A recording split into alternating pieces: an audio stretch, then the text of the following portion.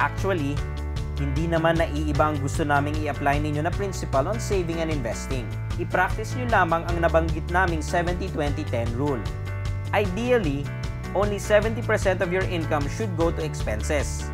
Bilang OFW, usually sagot na ng pinagtatrabahuan ninyo ang living expenses ninyo, kaya kung ganon, itong 70% ang magiging remittance ninyo sa inyong mga pamilya sa Pilipinas. Tandaan, hanggang 70% lamang.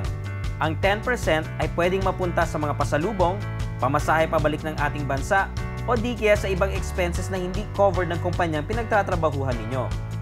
As usual, the 20% should go to your savings and investments.